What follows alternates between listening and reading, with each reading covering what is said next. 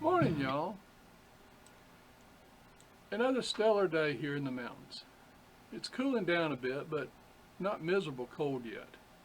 It's sweatshirt weather, not sweater weather. I've been noticing quite a bit of fall coloration on my morning walks. Seems like peak season gets pushed back a little bit each year.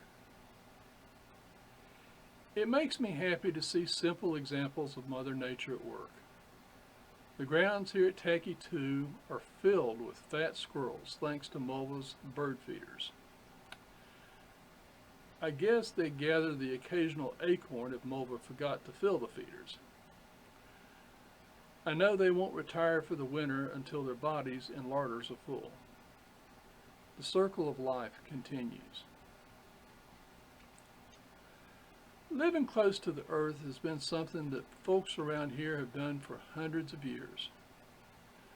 I guess if you include the Native Americans, that might extend to thousands of years. Being aware of the signs in nature to determine when to plant and harvest were just part of the survival skills that people living a subsistence living learned. Home remedies and natural cures were something that each family learned to utilize for survival. Back in the days when the closest real doctors lived miles away and cost money, people relied on healers in the community to cure their ills. Reliance on midwives and practitioners of folk medicine to handle their everyday medical needs were just part of living in an isolated rural community. There were even people who were gifted with the ability to stop blood or talk out the fire of serious burns. Some say it's folklore, but read up on it. It's real interesting. Serious ailments like cancer were allowed to run their course. When it was your time, and your family prepared for your demise. Chasing after cures was something only the wealthy could do. Of course, the wealthy could travel to the ends of the earth in search for a cure.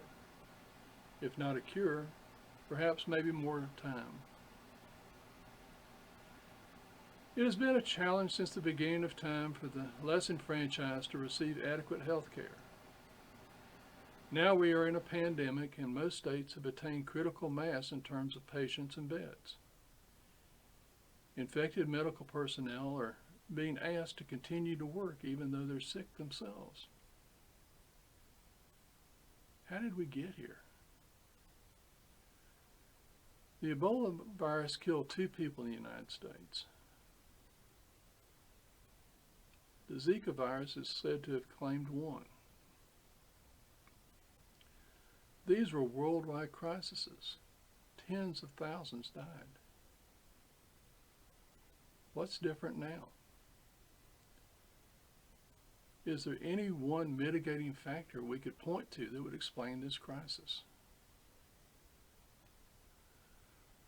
We are now north of 243,000 deaths due to COVID, and it is running out of control in all states.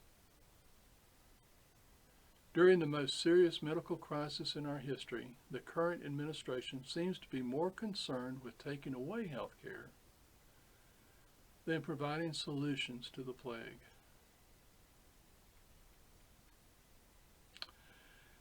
There's an ironic record being kept called the Darwin Awards that chronicles people who take themselves out of the gene pool by dying doing something stupid. Like not wearing a mask or being socially distant. The irony is that these people's genes are not passed on, and we as a species will be improved because of it. Evolution will take place. The circle of life will continue, just without their progeny. I guess there is hope for the future.